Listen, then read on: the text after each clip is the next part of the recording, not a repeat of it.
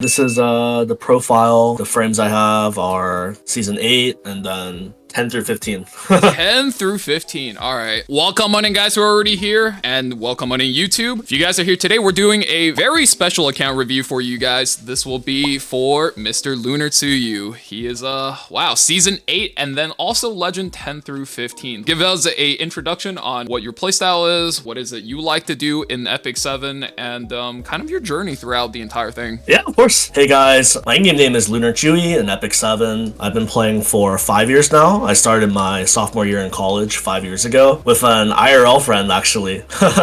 We were just messing around, but somehow I'm still playing this game 5 years later. Really quick, Win asked me what happened in Season 9. It might sound cope, but I actually did not want to push for Legend that season because I thought I was one and done, like no more need. But then on the last day, I thought I'm really itching to play, so I started playing again from the next season onward, and I actually haven't missed since Season 10. I would describe myself as generally an aggro player, like to play turn 1, even if my builds don't look like it.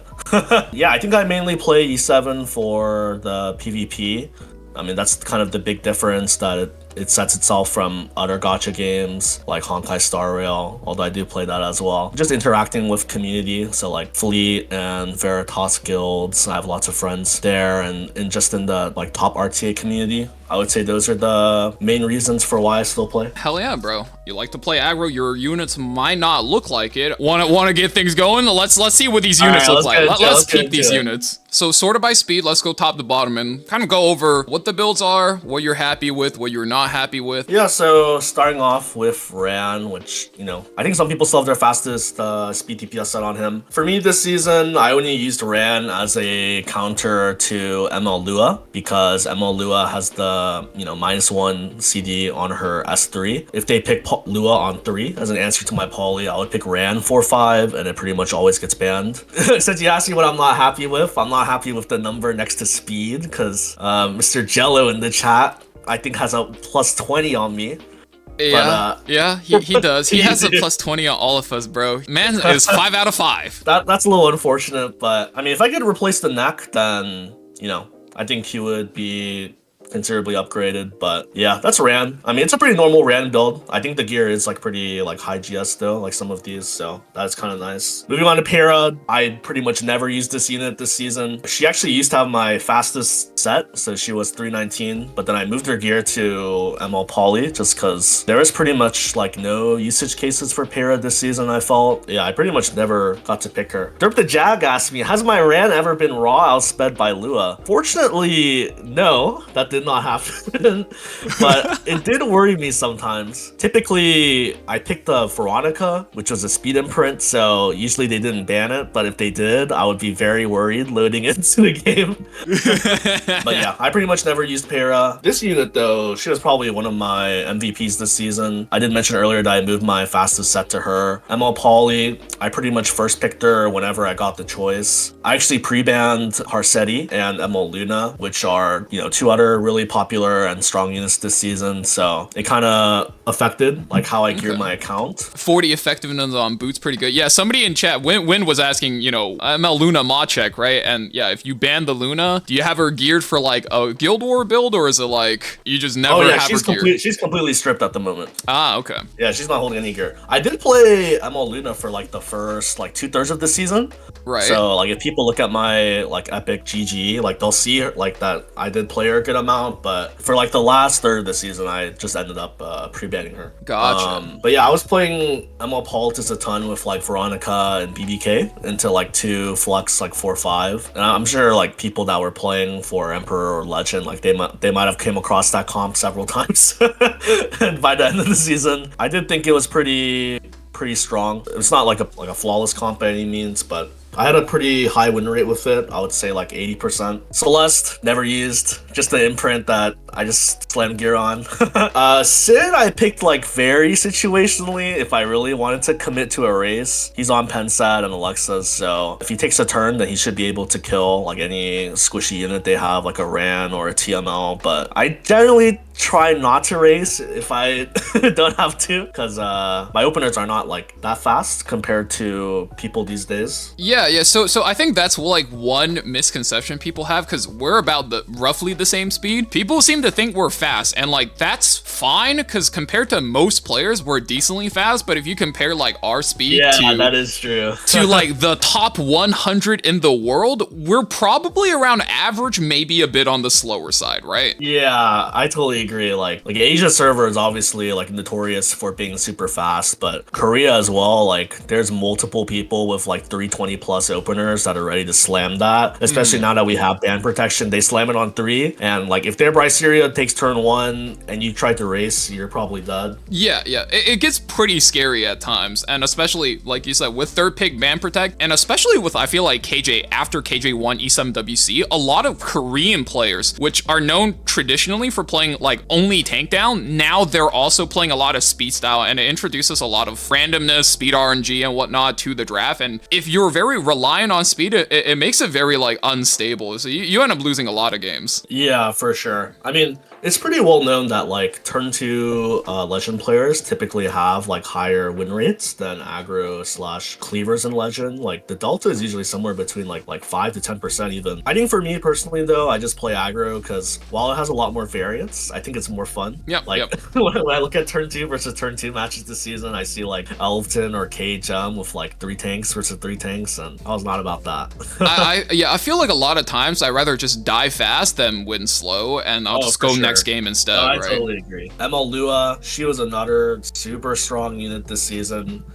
She got introduced kind of like halfway through, and then she actually got like a emergency buff, which made her like even stronger.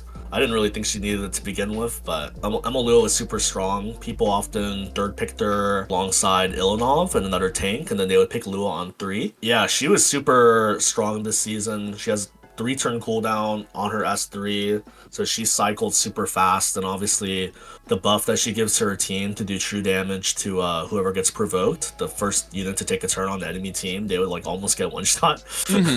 Yeah, I like the immunity set as well, since we can buff stack versus any like single or 2 buff strippers. Oftentimes you would pick her into ML Poly, and Poly strips 2 buffs, so if you pick her with a unit that provides a barrier, like a protection set unit, or someone on Bastion of Perlucia, like a Tywin or Senya, then obviously she won't get pushed back. I had my fastest set on her at one point, and then I realized that I was still getting outsped, so I decided let's put the immunity back. Okay. And then, so one question is, do you think she needed that emergency buff, or do you think Stove totally overreacted and now they pushed her into territories where it might not be very fair? Yeah, she definitely did not need the buff. I thought she was like a good unit even before then, but you know, they did decide to buff her, so I think that buff kind of pushed her into like a must pull kind of status. Which I mean, you know, that might have been part of their intention. They wanted to push like their new unit that they released into play like very quickly. Okay. So if that was their goal, then they definitely succeeded. You know, especially considering that people would often pick Lua with units like Laia or LRK that like reduce her already really short cooldown on her S3. It was pretty ridiculous. The amount of S3s she would get off in a game. Yes, some of those drafts where you were just provoke locking people, especially versus Blood Moon Haste, where you would actually intentionally trigger the haste, reduce your own cooldown, and then on the next comeback around, you just have enough souls and then you burn it. Haste cooldown gets reduced, or his buff duration, the immunity gets reduced, and then he gets provoke lock again. So the entire time, he has no chance to blood scythe you. Yeah, she definitely can feel quite unfair if you pair her with certain units. I definitely fought her a fair amount since I was first picking ML Poly. She was definitely one of the strongest units this season, and I picked her a fair amount myself. Next, we have C. Lilias. She's actually one of my highest win rate units this season. I did not pick her like a crazy amount, but whenever ML Poly was pre-banned and I had Ilynav first pick, a very popular answer to Ilynav this season was Laia and ML Lua as a 1-2.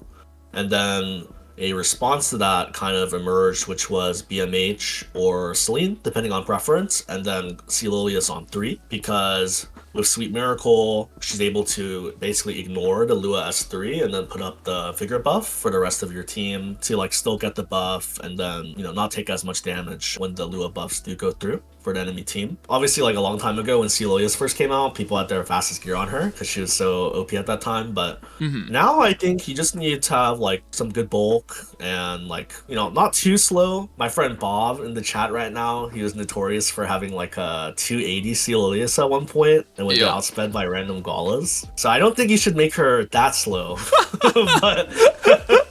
but yeah, I think like 290 plus is like totally reasonable. Like you just want her to go before units that, you know, she should always outspeed, like Gala. Right. Like you just play her on the slower end of the units that are what 120 base speed, right? Yeah, exactly. Yeah. and you know, speaking of that, coming up. Yeah, Blue Lua. I actually picked her more than I typically do in seasons. The thing about speed is you'll always have a certain priority that you want to put on your units because there's so many different openers in the game now.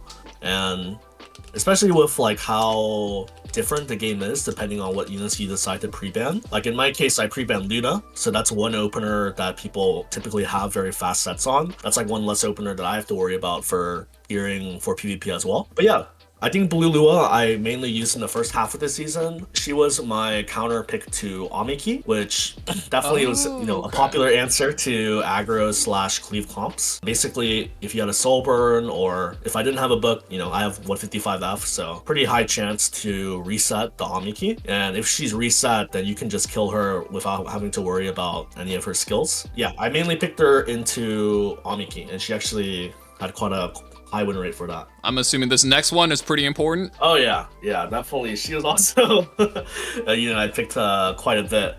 Although I must say, I saw Wynn's Veronica, and his was quite good. He had like 100 F on his. For me, I don't have as much liberty with like the gear that I can give her, so I just kind of tried giving a little bit of bulk to her. Obviously, you still want the max crit chance, so she's on a CC knock. I think she's kind of like a nice unit like Wanderer Silk, where you can kind of slam just gear you have that are like failed 3 or 4x speed checks, and she's still like in the range that she needs to be in. But yeah, I would say her gear doesn't really matter, but she was definitely a big part of the comp I was playing because her soul burn actually allows you to defense break and bomb a pivotal unit.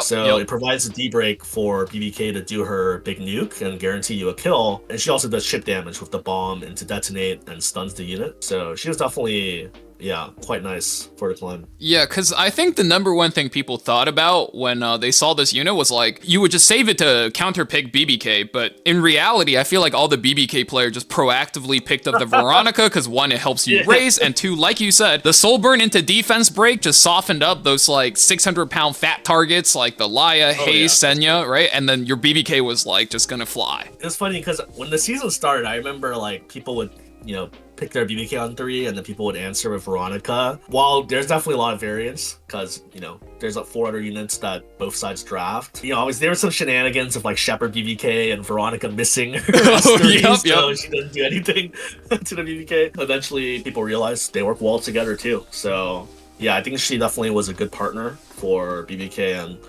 you know, I think it's nice because she doesn't really require insane gear by any means. Like I think most people can gear one quite reasonably. Hell yeah, man. I geared Winter for when I was trying turn 2 for a little bit because Elton told me she's good, but I never got to pick her a single time this season. But I kind of just geared her how I imagined she would be geared. I can imagine her being good for comps that want to press non-attacks like Laia, Cleanse, and etc. Like she does the fixed damage that ramps up, but I didn't get a chance to pick her personally. Wanderer Silk, she's kind of similar to Veronica. You kind of just throw whatever gear you have on her. I like immunity because if you want to S2 turn 1, then she does need that buff in order to duel with an ally. So I have immunity on her, but also lets you cheat out Sasha things, right? If you get a pretty big hit off and then you just fly.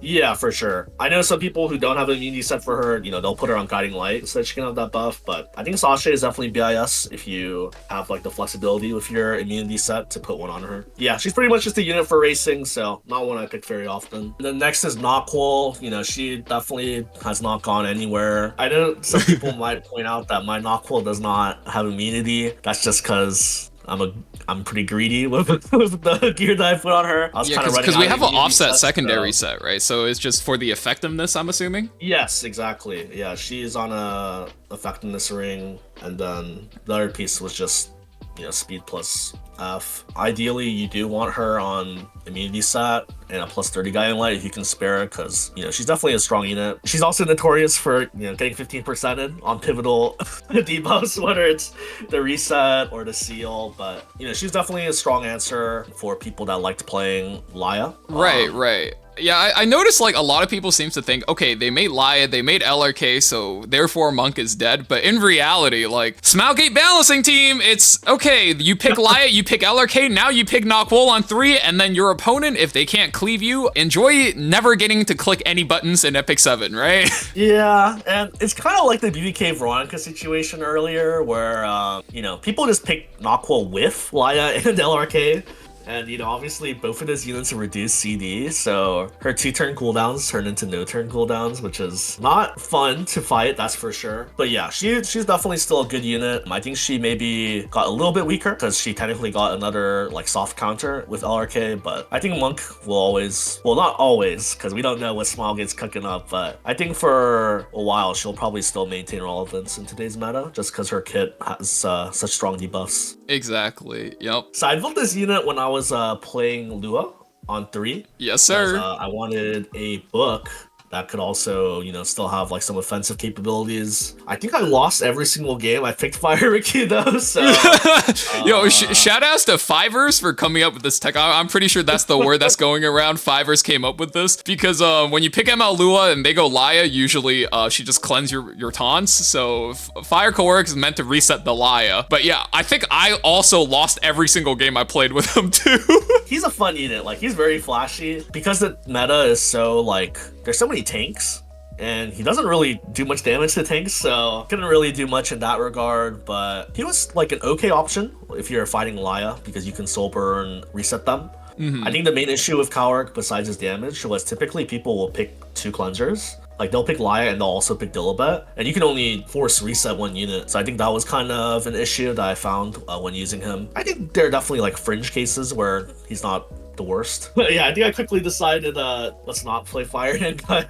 Yeah. Oh, next Frida. I think Frida was really good this season. I know some people were cleaving with her, but I thought she was a great choice for people that are playing Luna or Polyaggro. I think the nice thing about her is that, for one, when people pick Lua on 3 into your opener, she should be able to resist unless they pick the book and you let it through. So a lot of people had Soul Constellation on her, because if their Lua went turn 1, then your Frida can cut your opener and then cleanse the rest of your team.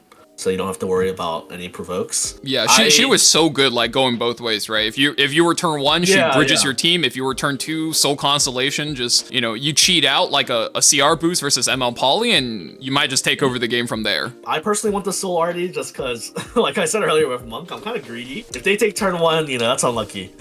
Go next. But typically, you get to play Poly, Veronica, Frida together a lot. I have Poly on the Flan artifact, which gives 10 souls, and then obviously Frida gets a bunch of souls too. So if I got those 3 together, I was actually able to soul burn MO Poly and then Veronica and then BBK. So that guarantees you pushback, speed down, defense break, and then chip into a soul burn BBK S3 that's attack buff with rage. If you have a decently geared BBK, they're probably dead if they let that combo through. So that was the main reason why I went this artifact. But I think if I ran into some demons that outsped me, I'd probably have rage changed my artifact to Soulcon. That might or might not have been exactly what happened to me, because my Frida was on this thing until the second last day before season ended. Yeah, that makes sense. Lidica, never picked. I can just ignore her. Gala? I think Gala is still a good unit. She definitely used to be a lot more popular. You would see her every game as a 4-5. I think she still fulfills the same role. It's just with Ilynav in the game, she definitely neuters her a lot. So she's more of a unit that you would pick if you have Ilynav on your team or if she's banned. But she still does her job of killing the tank, pushing your team up. So she's definitely good for that. She's also really good with C. Lilias for those types of games. So that was really nice. Yeah, the 30% attack really comes in handy. Yeah, there are definitely some things that you can only kill when you have that vigor buff. Proof of Valor got more popular on BMH this season, so that was also kind of a toss-up with picking Gala into BMH, because if they have POV, you're probably not going to kill, and then your Gala pick was kind of worthless. But her gear, I would say my Gala is not that great, but there's some people with like crazy Galas out there, but her gear is the same. It's just attack and CD and speed. Yeah, I mean, for these characters where it's like they really only just use 3 stats, like speed, attack, C damage, like you just gotta stack some flat attack on some of these pieces to be good, yes, right? For sure. I think that's something that Smilegate has just been pushing a lot the last 2 seasons, which is like units with very flexible and strangely weird gear requirements where you just disregard one stat because they have it in their passive or whatnot. Laika pretty much never picked. She definitely has fallen off quite a bit compared to her debut. Yeah, not much to say about her. Festive Eda, so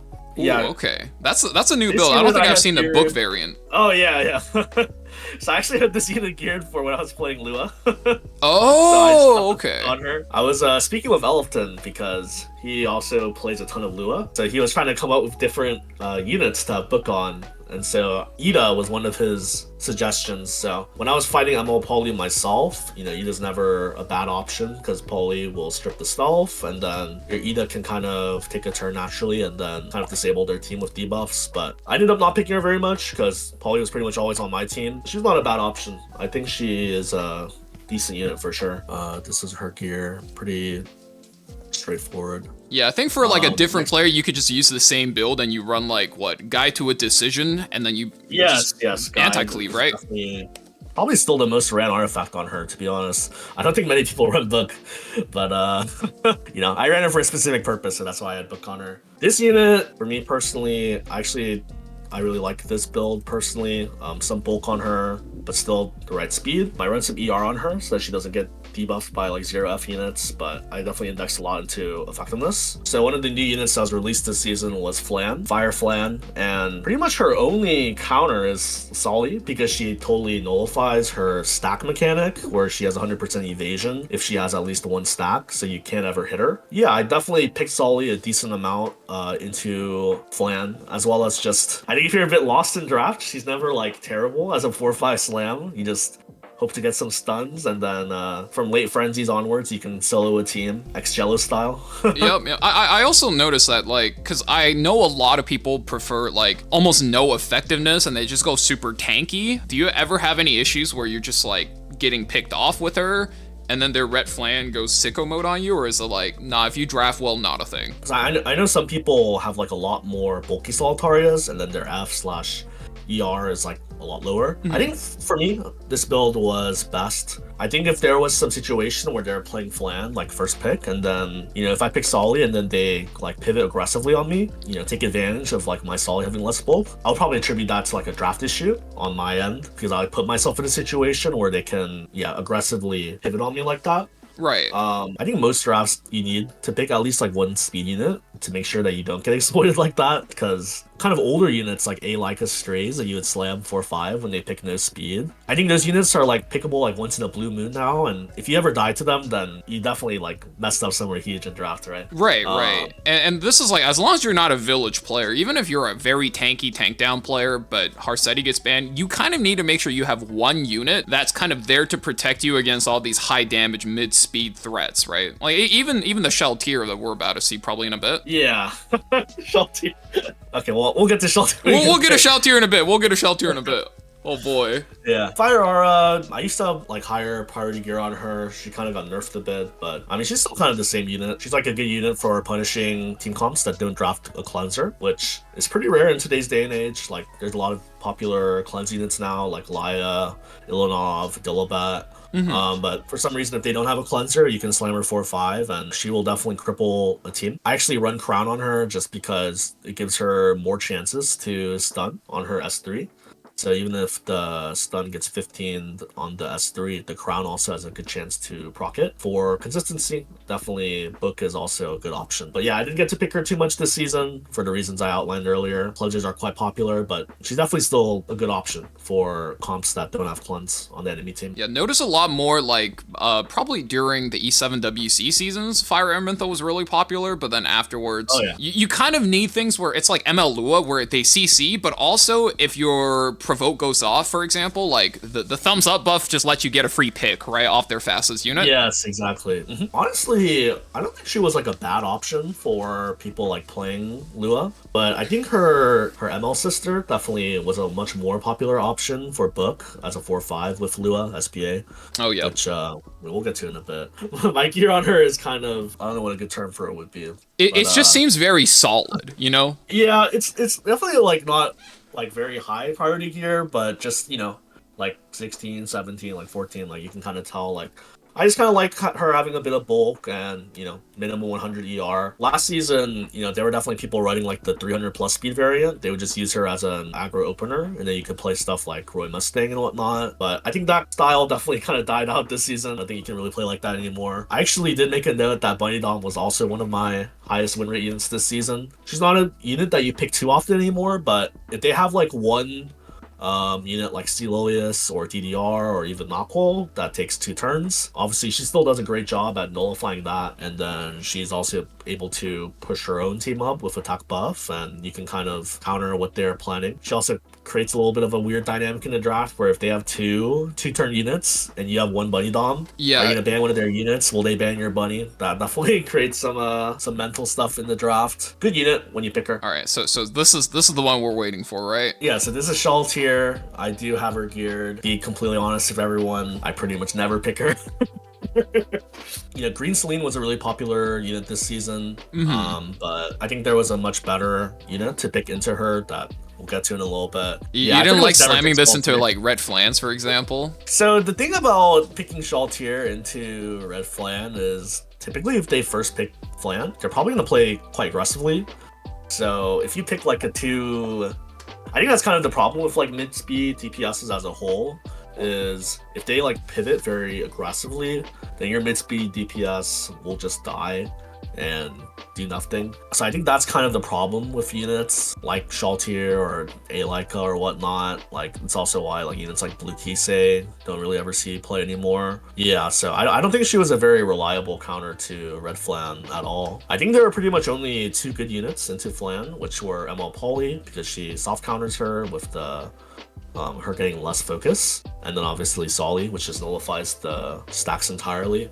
Right. Shalltear was definitely not a unit I played. So this is Zio. I think Zio's still definitely a good unit.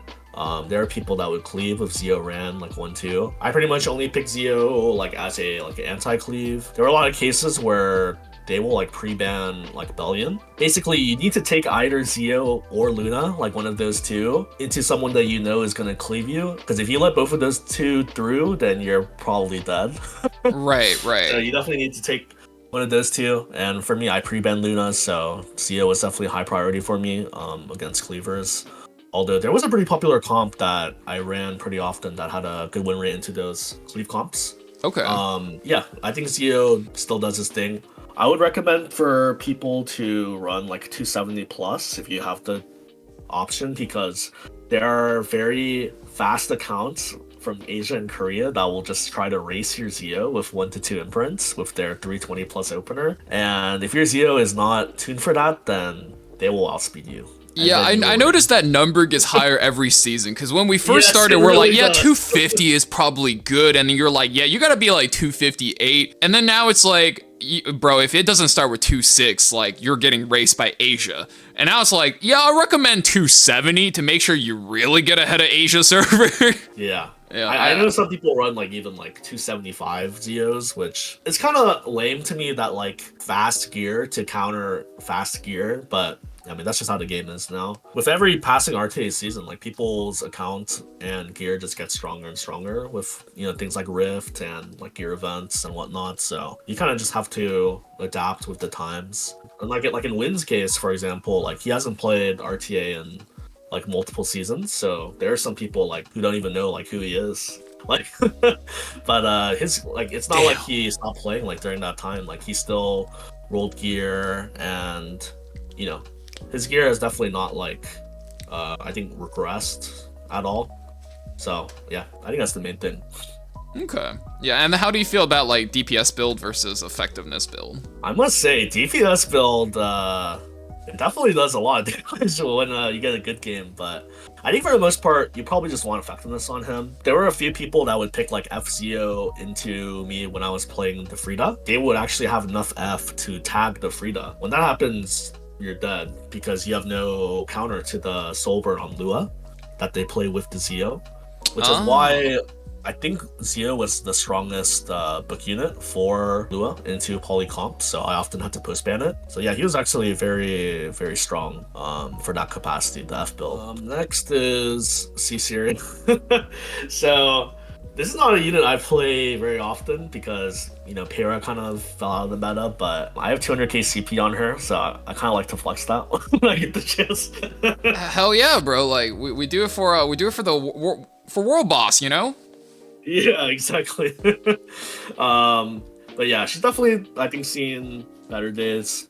I didn't really pick her much, but she did get a nice little buff with her EE. And there are definitely some people, like, I think that one Korean cleaver that still picks Peira on 3, picks Iseria with it, and her EE did make her better. Like, against comps that have a lot of slow units, and if they don't have much cleanse, then Ciceria actually can last like longer than you would expect because she's not really a very squishy cleave unit like Ludwig, where Ludwig kind of dies in one tap. Like Ciceria can actually kind of stick around on the field for a bit, and if she gets like a second S2 off to like push your team up and then put more bombs on the enemy team, it can actually be like really bad for them.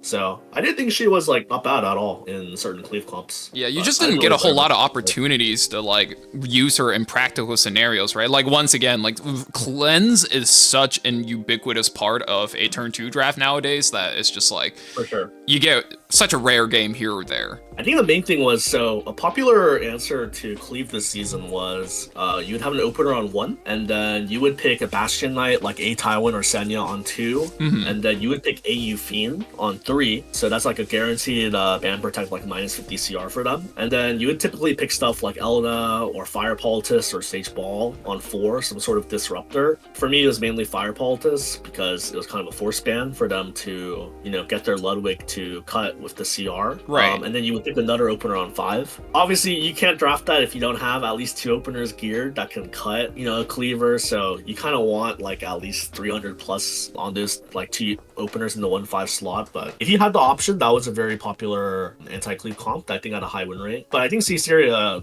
is a unit that would be strong into something like that because, you know, that comp doesn't really have any cleanse besides say Tywin, which could be pretty easily procced by the enemy cleaver's first unit. So I think she was good in those types of slots. Okay. Ludwig, cleaver unit. That's I didn't really think too much myself, but he's not a bad option if you're playing like Ran or Zio and you want to aggress on the enemy. But he was definitely a strong unit because I think Ludwig cleave was probably the strongest type of cleave this season. I think that's what most of the legend cleavers were playing. And was Zio ran on 1-2, right? And then you have the belly and the pre-ban. Yeah, and then they'll play stuff like Green Mort to counter your Yufine or like degen units and stuff. Yeah, your Amiki too, right? Yeah, Amiki too. That was definitely that was also a popular cleave unit or anti-cleave unit that people would pick Mort into. And yeah, I mean, if you give cleavers like Luddy and some books, they'll blow up your team. So he's definitely still a good unit. I didn't really pick him much myself, but he is definitely still strong. So I definitely still have a good speed torch set on him for those situations. Laia, still a strong unit. Holy shit, we're 30k at 260. What is that? Yeah, you know, the season of her release, Laia was like the most broken unit in the game. She's not that anymore. You know, Ilynav definitely played a part of that, nullifying her S3 damage, but she's still strong. She still has like a free cleanse on S2, and if you don't plan around it properly, she can still solo a team. And yeah, if you kind of look at my gear, I mean, my Laia defense is definitely lower than most people. People typically run like 1500, 1600 defense on her. I think for me, just the way that, you know, my gear rolled, I kind of just decide to max out on her HP since that affects her damage the most. So yeah, it's like 1360 and 30.4k, and I used to run like a slower one, like 250, but I found that speed was a little too slow for some situations, because if they have like an opener that you would want to cleanse right away, if their second unit, you know, goes before the Laia, then that can be pretty bad in certain cases, so I sped her up. Right, okay, yeah. I just think the 30k HP is nuts, but we got what? Almost, like, we got 3 pieces of 40% HP, so it's, like, good enough, right? I mean, the chest piece was, like, 35, but it's got flats on it, so it's good enough. Yeah. It's pretty nuts. That's some decent gear. Yeah, but that's Jesus, Laia. bro. Okay. And then this is Milim. So I pretty much just picked her into Celine. Yep. And she would pretty much post-game most of the time, but yeah, I basically just ran her like 260 plus, and usually they'll pick green. You know, green Celine was super popular this season. If you pick even just one unit that has like a non-attack skill, people would just slam Celine on 2 or 3. They slam Celine and they dare you to press, right? Like, that's crazy. Yeah, they really do. But if you pick Milim and it gets through, then you just don't press on your opener, and then you kind of kill them. I will say she is not the most useful after she kills the Celine, so, you know, arguably it's like a 3v3 after that, but I mean, she can still get some extra damage, like, you know, with her evasion. So if they don't have like a Blood Moon Haste, then, you know, she can still stick around a bit and, you know, maybe even win with her like evasion and stack mechanic. But she was pretty much just purely for anti-Celine. Yep. And then the 260 speed is like, you know, not obviously not your account, but like you stay ahead of most people's Laia, so she can't just push the Celine into stealing your turn. Yes, exactly. And, you know, you go book because S3 without attack buff, when they have like barriers or Aureus and whatnot, you definitely want to burn to get the attack buff, and you want to guarantee the kill. If you get like a greed, like if you get like a different artifact and like greed, then you know it can make some bad situations. It's also a funny Lua combo sometimes when it happens. You know what I mean? Oh, that is true. If you pick Lua and they pick Celine, then you can pick Milim and it'll probably get banned. Sage Ball. This is my build. It's not my preferred build, because I know some people run like 280, like 290 ball, which I think is probably the best build right now, because you want him to cut typically with just like one turn that the enemy takes. But if you don't have that type of gear to give Sage Ball, then I opted for this instead, which was, you know, pretty tanky on POV with immunity. Yeah, you make do of what you have. Yes, exactly. Yeah, and you kind of decide between whether you go high ER or high bulk. High ER makes you better into all the control debuff cleavers, and then obviously this build you could probably really comfortably pick into like Ludwig cleaves and try to stop them that way. Yeah, for sure. And, you know, if they have Zio and, you know, you don't have anything better to pick, I'll just slam Sage Ball. Dare them to ban it anyways, because they're like, surely they wouldn't pick like 100 ER Sage Ball into my Zio. Yep. Which, I mean, it ties back earlier to what you said about, you know, you work with what you have. Yeah, and you just got to pick the units with confidence, right? A lot of times, if you're thinking about it, even though you could probably use the time to think about a better pick, you just like, I'm going to pick a suboptimal pick, but I insta-locked it, so now they got to think about whether or not they want to respect it, right? Yeah, shout out to 5P Acid all those seasons ago. Get the cleaver to ban it. Eda, another 200k CP unit I like to flex. I think Eda's still Eda when you need like a bridge with an opener like Ran or Peira. You just use your non-attack skill, push her up, and she does her thing. I actually like running F on her because these days people typically run 0 ER units unless they're playing like Japan style. And you can kind of take advantage of that by stunning them if you have like some sort of answer to kill their cleanser. Like if you kill their Laia and then the rest of their team is stunned from Eda, then you probably just win from that tempo. So I run that, but I know most people probably just run more damage instead of that F. And then this speed was perfectly tuned when I had my fastest set on Peira. 255 is exactly 80% CR wise on a 319 Peira, so I had her tuned for that. Okay, damn. Rimuru, I pretty much just picked this unit if they have Gala. Yeah, if you want to stop Gala Lilias as a slower player, like, she'll still get the S3 off, but basically with something like this, you'll steal the turn from her, put damage limit on your team, and then you get to zap her, or if they have a better buff, you can zap that character as well. Good build. Yes, exactly. Next, DDR, very popular unit this season. Oh, fast, I actually own 2 copies, so I run 2 different builds. Oh, okay. That's something that maybe not everyone can do because they might have like a lot less gear, so they don't have the option to run 2 builds. But something you'll notice a lot in like Legend is that typically accounts are like pretty like well built and optimized, so they have a lot of gear that they can use to have like more than 1 copy of a unit. Yeah, this unit I just had as an answer to like cleanser units that they would run, like Frida or Laia, you run soul cons that you can cut their cleanser, and if they use their cleanse, then you can just S3 and then they'll be slept and venomed again. I also have this as a response to ML Poly, but it wasn't ideal because if you get pushed back anyways, then you kind of just look silly. And then there Tywin S3s and then you're done. So I don't think it was like a great answer to Poly or Lua. Because DDR does not get any ER like from Awakenings or like natively, so it's not easy to get both the speed and the ER that you would need to resist these openers. So I don't think he was that reliable into openers. I think he was more of like an anti-cleanse technique, this build. Okay, gotcha. And then, on the subject of like 2 builds, right, for ML units, what do you think is the best units to have 2 of right this season? I think the 2 that I can think of right off the bat would be DDR and a Tywin. Okay. DDR, there's a lot of different ways that you can build this unit. You can build him Giga F, Giga ER, hybrid, tank.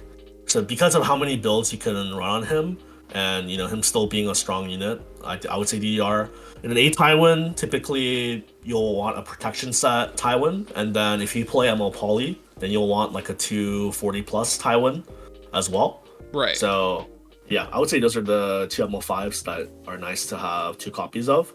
But to be honest, nowadays when I pull 2 ML5s, I just throw in my waiting room. I think that's more valuable to like have a feature like potential like second build that I can do rather than like a 3% like imprint. Not that imprints are useless by any means, they're definitely really strong, but I think for ML5 specifically, I think it can be pretty useful to just hold on to a spare copy. Right, okay. And then Fireflan, another strong unit this season. After I let her out of my pre-bans, because I had her pre-ban for a long part of the season, I fought this unit almost every game because if I'm not first picking her, then they'll pick her so that they don't have to fight her. This is like a very 100% pick ban unit at high ranks. Yes, for sure. For the games that I did play Flan, I had a pretty high GS build on her. At the beginning of the season, I ran like a 160 plus like Destro equivalent of this build, but I didn't really like it because they picked Solly, then she's useless. Having like a faster version to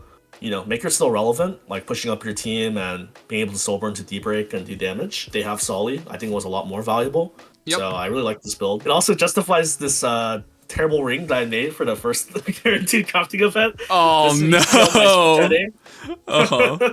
Yeah, I feel like, especially with if you think about the common matchup, right? Solly, like, you definitely care about just any CR push gets her to the top. ML Poly too. So a lot of people just keep an ML Poly, and it stops a lot of aggressive destruction sets for high damage. But this one, like, you get her 1 dual attack, she goes to the top, and she's immediately useful again. Exactly. And I think that's also, one thing about the slow Flan build is when it's like Flan 1v1, like another unit, or like 1v2 situations, the slow build is not able to like natively take enough turns because it's slow, versus like a faster one that can just like by itself take turns naturally versus the enemy team. So I think there were those situations as well. But yeah, definitely a strong unit. She was heavily pre-banned for a reason. I'm looking through these units. I would say a lot of these leftover units were pretty much never played.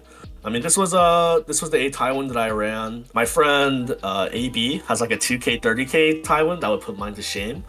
But we work with what we got. So yep. You work with the. AB gear's kind of insane. It is what it is. Yeah, that bread is built different. I think, even with 400 less defense, he did his job. You press Poly, you press Tywin, you D-break, it is what it is. Yeah. What is that, like 85% proc rate? So whatever happens, happens. Oh, right? Yeah. Whatever happens. This is SBA. People, I think, usually run like a 261 with like a little bit more F if they can squeeze it out, but I didn't play much SBA, so I just kind of gave her whatever gear. But I think this works just as well. You definitely want the book, right? Like the book was pretty important because every single opener just wants a soul burn nowadays, right? Yeah, SBA was most often picked of Lua, so you definitely want her on book. I would argue you cannot play her without it. So yeah, I would say that was necessary on her. And then for DDR, this was the other build that I had. Whenever I picked DDR, this was the build like that I chose 90% of the time. I kind of went for like a hybrid build. Typically, tank DDRs are a bit slower, like 230 speed on immunity. But I went for a good amount of bulk, but also, you know, relatively fast enough with 100F. I actually really like this build. It's like the combination of the speed and bulk that really makes it shine, I'm assuming? Yes, for sure. I think it worked really well for me. I think he's one of the units that you like almost never go the effectiveness like concentration on unless you are the Giga F variant. So obviously, you know, AoE health imprint is maybe the best imprint in the game outside of like speed imprints if you're racing. So yeah, that's what I want. Okay. I don't think there's too many units left. Sharun was a really big unit though. One of the most popular answers to the ML Poly comp was just to pick a bunch of tanks. And tanks are usually knights, and ML Poly, she gets an S3 and she will defense break them for your BBK. And then you go elephant mode. You go everything. But yeah, I think this speed and F was good, and I just run her on her own artifact for more effectiveness. And obviously her attack imprint is really good for whatever DPS you ran. So that's mostly an aggressive enabler. Yes, I used to play her as like an anti like Lidica comp back in the day, but that comp is extinct now. Right, okay. Yeah, Jenua is Jenua. I think most Genuas look the same unless you have crazy gear on him, but it's pretty straightforward. You just, yeah, you go 220 or to 230 and then you just have damage on him. I think my Vivian build is pretty unique. Most people run lifesteal on her, but I actually, for the entire season and part of last season, I ran Destro. So whenever BBK was banned or taken, I actually played a lot of Vivian as one of like the DPS options. And you know, that's why I have the destruction on her. I think she has some pretty good gear on her. Whenever we get the next crafting event, I'll probably just upgrade the neck so that I can run a different chest. But yeah, I liked her as a DPS option. And obviously she has like the self peel with her S2 mechanic. So that was one DPS option I ran. I do think lifesteal is better in some cases, but I guess in a way you can almost consider this build like cheese because no one is expecting Vivian to be Destro and do a bunch of damage right off the bat. Yeah, because you have I noticed you have a lot of setup units above like the 230, 240 mark where it just seems like everything can set her up, and if you could get a big payload delivery with the S3, like you might just go sky. Yeah, for sure. Senya, I used to have her on like a 3F, like faster build, but I kind of nerfed her gear to put on a Tywin, so she's just on Bastion with, you know, whatever gear. But she was definitely not bad this season. I mean, where you pick Senya, you still pick Senya. You pick her to protect your backline, and if they are forced to damage it, then you know you get your big S3 off. But pretty straightforward. Yeah, Bastion to help buff stack, and then it also feels like if you have to play into ML Lua, you protect the back unit a little bit, and then if it does a bit too much damage, then you just kind of run him over. Yeah, of course. And then you know, this unit. She was my MVP of this season. She was a lot of people's MVPs. Yeah, I feel like this is like half of all of Ladder's MVPs for the season. Yeah, I run her on Destro. Pretty great gear, I would say. It wouldn't be the easiest to upgrade her. I know some people run her like 10 speed slow her, but I like the speed. The speed helps her because like in combination with this evasion artifact and her passive, she's just able to like cycle like crazy.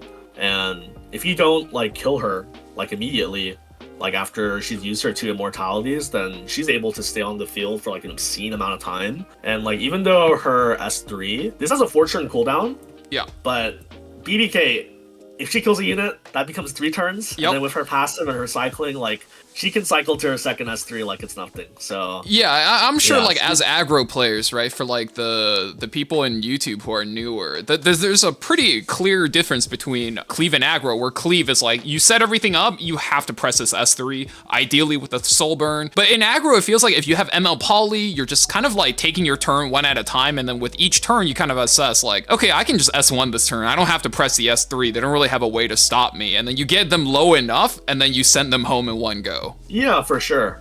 Yeah, I think that's the... I think you summarized it exactly. You know, for games where they have like a lot of tanks and I'm like confident I'm not going to kill anything with my initial S3, you can just press S1.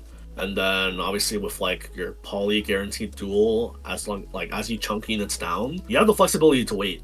And I definitely think that the EE they gave her to give her a second immortality, you know, some people might debate whether that was a mistake or not, but that's definitely what pushed her to become like the, you know, staple DPS that she is.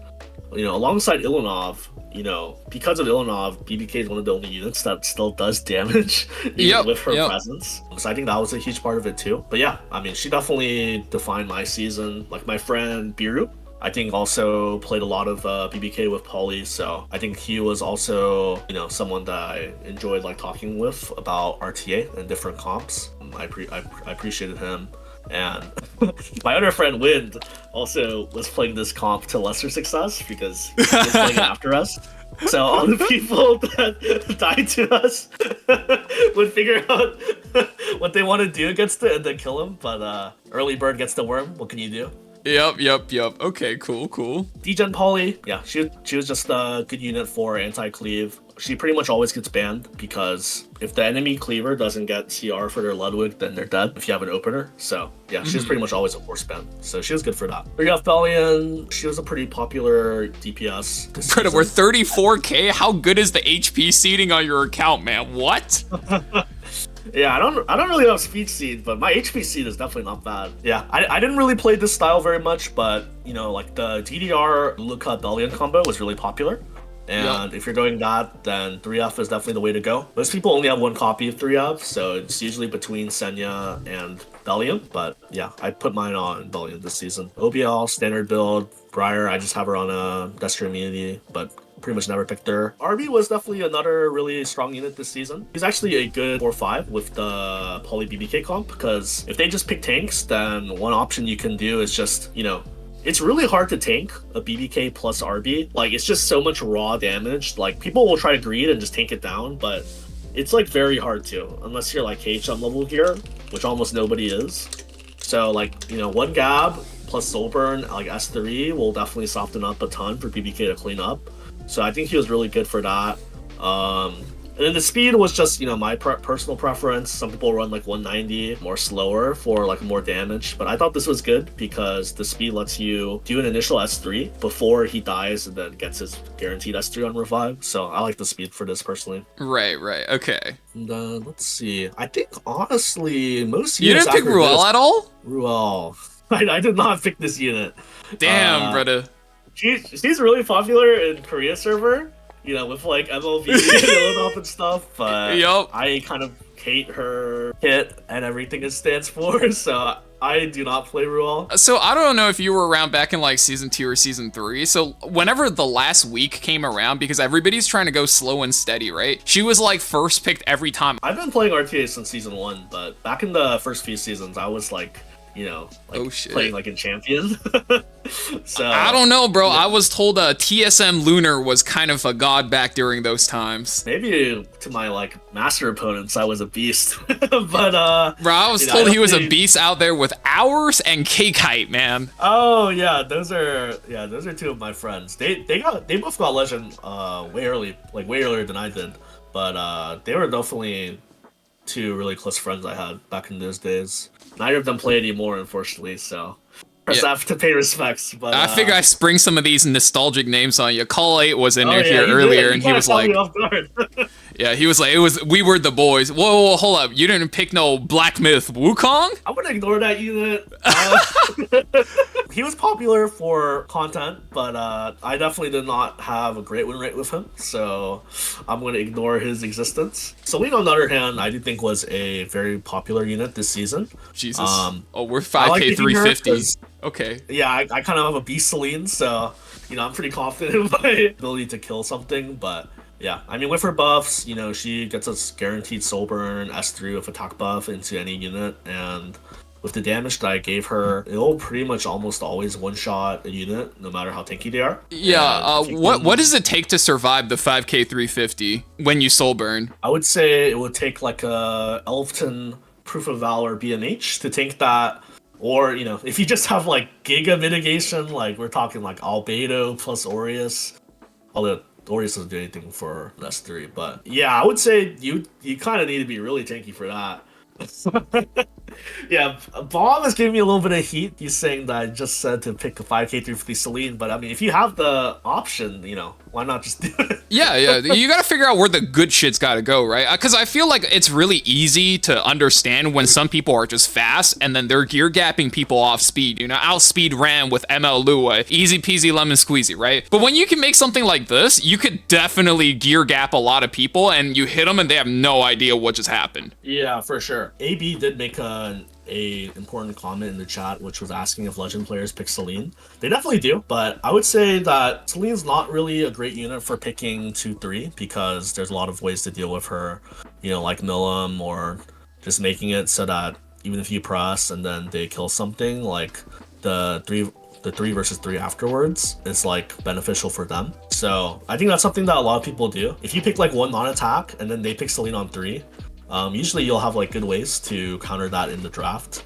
Yeah, would you agree that, like, if you pick Celine on 3, for example, right, you just kind of give away the agency of your draft, whereas, like, if you pick a fast speed contestant and you try to race them and try to get the back game in your hands, like, Celine is more like, all right, Jesus, give me a good S2, all right, give me a dumb opponent so they just use the non-attack skills and just lets her fly. Yeah, for sure. And I mean, I think that's why some people call Celine like an Emperor unit, which, not that Emperor is like a bad rank or anything, but it's usually like a term kind of to describe like a unit that's incorrectly picked, like a lot of the time. Like some people would just pick like Carmen and they would just wait to press Carmen S3 as their non-attack skill to proc the S2 and they wouldn't press anything before then. That's one way to deal with it. Or like you said, if you pick Celine on 3, you're kind of just like saying to the enemy team, like, I dare you to pick fast units and punish me. And if they do, then you're kind of just a sitting duck, right? So, those are definitely some disadvantageous situations that can arise if you pick her too early. Derp the Jag asked why Emperor is a good rank when you're 7x Legend. Emperor is top 1000 still. I mean, I think a lot of people, like, Emperor is actually, from what I've observed, like more competitive than Legend because there's so many people like going for it. Yeah, it's definitely a really strong rank. I remember the first season I got Emperor, I was quite happy. Dilibet, I think one of the units that had the biggest glow up this season. You see her almost everywhere, to be honest. With her buff, she just does a crazy amount of damage. So, like, there was like a popular like Dilibet LRK combo. You just reverse cleave someone because of all that AoE damage into their squishies. That one was around for a hot minute. I mean, not much to say about her. I mean, this is when you just like really focus in on a damage, yeah. And having immunity on her is nice because, so that you don't get like provoked turn 1 by Lua or stunned or like defense broken.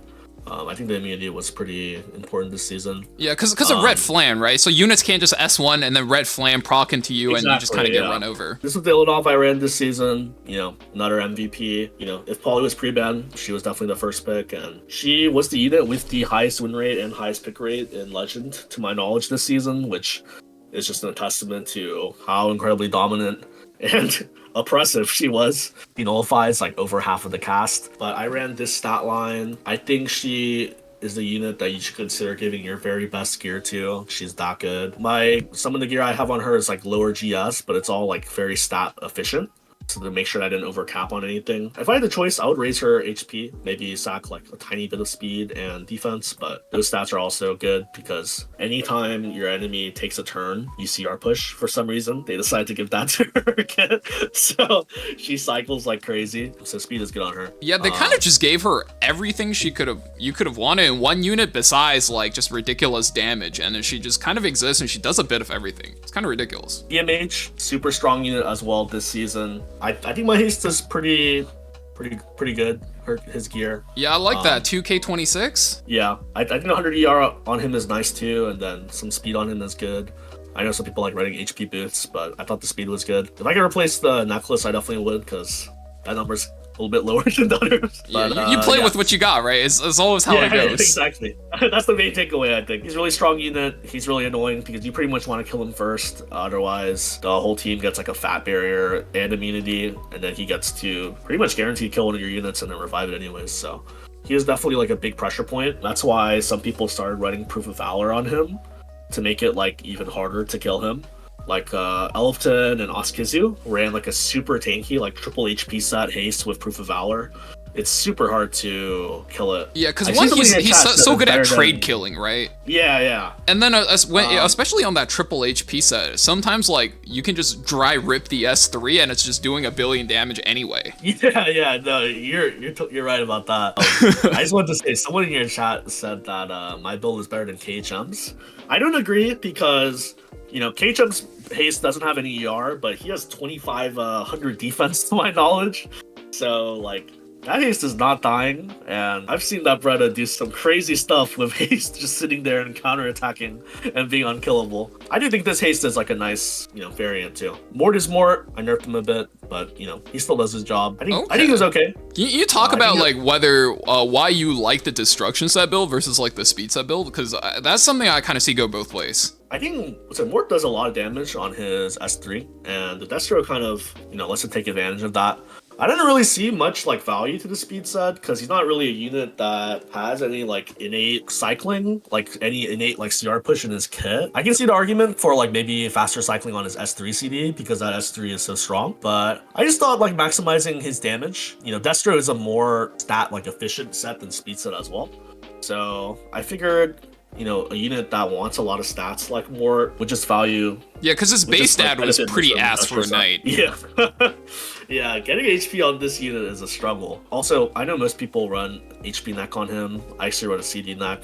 I think you can go either way on that. I'm looking through. I think there's only like a couple units left that are worth talking about. I used to run a Destro Yufine, but I went lifesteal this season, and she was obviously really strong against cleavers. I run mine really tanky, lesser on the damage side, but I'm able to tank quite a few hits. And yeah, she's really good at cleavers. I know you mentioned my HP Cidd earlier. I have like a 45 HP sword on her. Yeah, I'm noticing like a lot of your builds have just left like 40 HP here. You got a straight 40 HP there. And then like somewhere you have like a 37 with 2 flat HP rolls. Like, okay, that's I run a pretty unique ed build. I know people like maxing their attack for the red rocket equivalent, but I kind of went for like a different version. Like I went one that still has like defensive bulk, but still is able to kill like a Ludwig on S2. So I'm pretty happy with this build. Crit chance. So just don't mind the attack, and then you just kind of go into it, and you hope you one-shot Ludwigs off the opener, right? Yeah, exactly. I kind of did a lot of tinkering around with the gear to make sure that the S2 would still kill a squishy unit, but then afterwards, I still like having like some bulk on him. If you see like a 16k ed, like it probably won't be as threatening after the initial S2. Yeah, I think the last unit worth talking about, I mean, Roana is just Roana. I just run pretty normal build. That's a good ass. I know, yeah, you have a higher attack variant over like the effectiveness where people just slam the Roana into like Infinite Horizon, for example. Yeah, I think so. Pretty popular variant of the Katie's build this season was like 100 or less ER and just like super fast to cut with something like Eternus. So I was pretty confident that my Roana would tag most of Katie's, or if I didn't get the tag, then I would still win anyways. So I like damage on mine personally. The value of the build definitely went down with Ilynav in the game, but I just have her geared like this. I'll probably keep her this way. Roana's just Roana. The last unit that I wanted to mention was this unit, Amiki. She's definitely a very popular, like back in the day people would pick like Violet or MLV and pray. Oh, yep. But I think Amiki has kind of been like become the modern equivalent of that. My friend Wind Demon, I think he had like a 90+ win rate with her. So like he definitely had a lot of faith in this unit. Face scaling unit, yes sir. It's super funny too, because this unit just has a built-in Elbrus for fun. So like even though Fire Veronica technically counters her because she, ignores ER and strips the immortality off of units. If you procced off the S3 and just provoked her off the detonate and then she just died. Veronica would S3, Amiki would counter, and it was kind of lights off from there. Yep. She's definitely a good pick. And I think her kit's definitely, very RNG. I always thought that it was good to have viable and strong 3-star units like in the game. So units like Arowell or like Aras back in the day, like I definitely think it's good that Smilegate has like strong 3-star units for like newer players or players that don't have all the MO5s. Like today's like RT meta is more MO5 centric than ever, so I think it's always good to have more viable 3-star units, and she's definitely good this season. Hey, that's good, man. Definitely a fun unit. How important would you say like your overall ratio of like attack to ER is, and is the effectiveness intentional, or is that another case of just we play what we got? I think usually you kind of want to opt into one or the other. If you go like just 100 ER, yeah, you can go like 28k attack, or you can do like 5k attack and do like 150+ ER. I think usually units that are able to like strip her buffs like ML Poly or DDR or ML Lua, they will probably, if they're built to strip an Amiki, then they'll probably have enough F to do so regardless of how much ER you have. unless you run like a Japan playstyle with like Bastion of Hope and stuff. So I think generally the attack is probably more important, just to guarantee that you are able to do enough damage to kill their entire team. Gotcha. So if you had to pick, right, like 5 units, right? If somebody in YouTube is like, I want to be Lunar Junior, right? So what would be the 5 units they should look to build to basically try to copy the style? I don't know how good the comp I played this season will be next season. We'll have to see with all the different units that get released. Like, Smilegate loves releasing new units that will totally shake up the meta. But I would say if they were to have like a time machine and play like how I played this season, then I would say the 5 units would be ML Poly, BBK, Frida, Ilynav, and BMH. I say those units because like other units like Ran or Roana or Veronica are very like generic with the gear that you would need for those units. So they're definitely a lot easier to build. But for cases like ML Poly, you need the speed, and then for BBK, you need the damage to be able to kill stuff. You know, Frida, you need the speed and ER, and then BMH, you need to be bulky. And then the last unit I said was Ilynav, and you want high gear on her too. You kind of want like some of every stat, right? Yes, exactly. So, and I would say like those 5 units kind of also were units that just define season 15 of RTA. Like Poly, BBK, Haste, and Ilynav were just 4 of the strongest units this season. And then Frida was a really strong like flex pick into different comps. So I would say those 5 units. Okay, so, you know, another question is, because this gets talked about sometimes, and I feel like in, like, the casual player base, this doesn't get talked about enough, right? Which is, how much of a legend climb do you think is, like, mental? Like, you have to go through some real BS. You have to go through some real bad RNG, and, like, what do you do that maintains that mental for you on the road up to, like, legend? Yeah, of course. I think that in any, you know, any game that has, like, a PvP ladder system, just requires, you know, great mental. And, you know, I think it is easier, like, the more you are accustomed to it. Like, typically people, you know, the first, you know, 1 or 2 seasons that they push for, you know, Legend, or, you know, whatever rank it is that they desire, they'll be, like, super nervous, super, like, frantic. Even for me, like, personally, like, it was something that I had to kind of deal with and like improve over time. You know, some of my friends are like pointing out in the chat that, you know, my mental is not maybe the greatest in the past either, but kind of the way I like to look at it is just at the end of the day, like if you lose 10 games in a row, these points will not like get themselves back by you being tilted / like mad at the game, right? Like thinking constructively, like if you rage queue, like it'll likely just lead to further losses, and that's just more points that you have to get back, and it's just kind of like a negative like cycle. Like you're gonna rage queue, you're gonna play more, you're gonna lose because you're tilted and you're playing bad, and you're gonna lose more, and it just kind of feeds into like each other. Like the best thing that you can do, like for your RTA sometimes, is just to stop playing. You know, go use the restroom, go get a drink, go take a walk outside. E7 is like a game that like has RNG like as inherent parts of its like its design philosophy with 15% and dual attack chance and whatnot. But I would say that like Legend Climb, like mental is like at least 50%, maybe even higher. If you have like a 55 win rate, but you have good mental, I think that's like a higher chance to end Legend than like someone with 60% win rate with like terrible mental, like for sure. Like I think it plays a huge part in it, and I think especially like during the last week and like last day, having good mental like can be like more valuable than any like 450 GS or 30 speed unit. Like that's probably like the most valuable resource you can have. So okay. I would say that it's incredibly important. All right, so my next question for you, right, is what units do you think got glazed up real hard by the community this season that you thought were fucking frauds?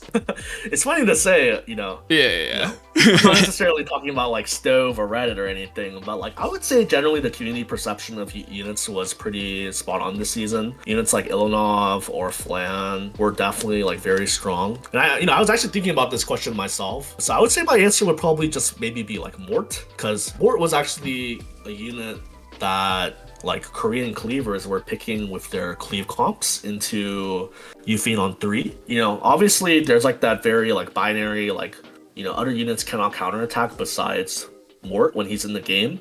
So like Amiki and Yufine are negated. But I thought like if cleavers pick more, like it's very manageable.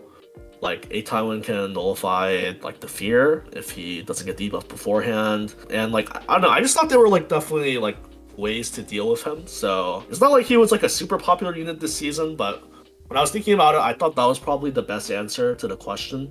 I think most meta units were estimated pretty accurately this time around. Okay, so on the flip then, like what unit did people really dumpster that you were like, hey guys, like no, like this unit's good, trust, and then like they were winning games for you? I was actually looking at my E7 GG to see like what my highest win rate units were, and two that I mentioned were actually Edward and Bunny Dom. Oh, okay. You know, both of these units are like not very popular in Legend by any means. Like they both have pretty low pick rates. I mean, Ed, it makes sense because he's anti-debuff, but he might not necessarily be able to do as much as you want him to do. I definitely firmly believe that both of these units are good in their niche, and like if you pick them correctly, then they should have high win rate, which they ended up being for me this season. Okay. So I think both of those units were probably sleeper hits. And then one hero that doesn't necessarily get hated on, but just doesn't see very much play these days is Fire Politis. But I think out of these three units, she is actually like the most valuable. Like I mentioned earlier that I would pick Fire Poly on 4 versus Cleavers, and she was almost always a 4-span. If you have a guaranteed 4-span on your 4, then if you pick a good 5, then you have a very high chance to win the game. So I would say she was actually maybe my MVP for like that category, which was heroes that might not necessarily be like highly recognized, but were very valuable for me. Hell yeah, man. That's all I got. I saw one question from my friend Wind Demon, which was thoughts on when you race and you load in versus Mega Wiener. For me, I think the one time I fought Mega Wiener, I actually outsped and won. So for Wind, which I know he got outsped a couple of times versus that player, I would say maybe you just need to be faster. Damn, brother. Okay. I see a funny little copy pasta in the chat, but you know, even if it is a copy pasta, I still appreciate all the nice words from everyone. Yeah, I feel like especially sometimes the boys just be going in on you, and it's like they're kind of saying there to take the pressure off of like getting RNG loss and stuff, sure. Right? Literally, my mom asked me like the other day why I still play E7, considering how many of my friends have like stop playing or quit. Vic had a question. But I'll fill it out. You finish it. You finish. Oh, okay. Yeah, I'll answer him right after. But yeah, I think a huge part of it is just like the community. Like some of my really good friends in the E7 community are like Derp the Jag, Wind Demon, ABAB, Biru, Lunao, Harrison, and I think just also EU Brothers, Oskizu, Elfton, KHM. If there's any other names that I forgot, I care about them too, but I just, I'm trying to answer the question. Shout out to Vic Chun for his first time Legend this season, what a beast. Yeah, I think the community is definitely a huge part of it, and I think in a PvP game like this, being able to talk to others about the game, whether it's like more like comp-related stuff or it's just raging in DMs about how enemy Asia or Korea server RNG'd you lost. It can definitely range in between in those two, but I think that's a huge part of why I still play, and I really appreciate my friends, like, so they're definitely a huge reason of why I still play. And even when you see some friends like come and go, I think for me, I'll probably, keep playing E7 no matter what. And like, a popular inside joke these days is like Mr. E7 to like describe people that are still playing the game, like considering how they people quit. But yeah, I think for me, I'll definitely still be playing for a long time, hopefully. Gotcha. Oh, yeah, so the one question Vic threw out was, who was your hardest matchup this season? Like, who had your number every single time you queued up against them? So, like, this season, the 3 Hall of Fame players were KJ, KHM, and AB. I did not queue into KHM or AB a single time this season. And KJ I actually had a positive win rate against, so I wouldn't say any of those players. There was this one cleaver from Asia that I don't remember his name because it was like in like Chinese, like moon letters. But yeah, I think I lost him like twice in the same day, and then I lost again like a couple of days later. So It'll probably be that like one Ancient Cleaver with a Ludwig that like one shot my entire team 3 times in a row. I don't know his name, but I remember I was not very happy getting cleaved 3 times in a row. By that Holy guy. shit, okay. All right, man. Well, thank you so much for sharing. I hope that was really helpful. I mean, reading chat reactions, I'm sure people learned a lot from you, and I'm sure YouTube will be learning a lot from you as well. Yeah, and anything you want to shout out? Oh yeah, I don't know if you plan on streaming again. I know you were streaming for a while, but make sure you guys check out. My Twitch either is just my E7 IGN, so it's twitch.tv/LunarTzuyu. I'm sure there will be a stream or two in the future. Yeah, before we leave, I wanted to give one last shout out to Bob, who is also one of my good friends. His ID for what it is and his like legend results, there's like a big delta in between those, and I always think he's one of like the biggest examples of why you don't need whale gear to finish legend. You just need good gameplay and good drafts. And I think he is like a shining example of that. So I wanted to give a quick shout out to him because I don't think I mentioned his name when I was shouting everyone out. So I need to make sure to do that before we go. Damn, shout out to my man, Mr. 280. I see a lot of people showing love in chat. Yup. 280, baby. Yeah, make sure you guys also follow Bob Wow, Mr. 280. If you do not have speed gear, you do not have the speed, go follow him. Free to play. What was it? Like, I'm told he's not only is he free to play, he's free to play plus. Like, he's got nothing to his name and he still hits legend, so he could do it. Hey, I'm sure there's people out there that could do it too. Thanks, Valky, for hosting me. I always wanted to do an account review, so I'm glad I was able to do one today. Hey, for sure, man. Thank you again for sharing. That was a really fun time. All right, that's going to be the stream for today. Thank you guys for coming in. It was a lot of fun. Make sure you guys are following Bob. Make sure you guys are following Lunar on Twitch as well. And I've been getting good sleep, so I'm not trying to brick my sleep schedule. So let's get it.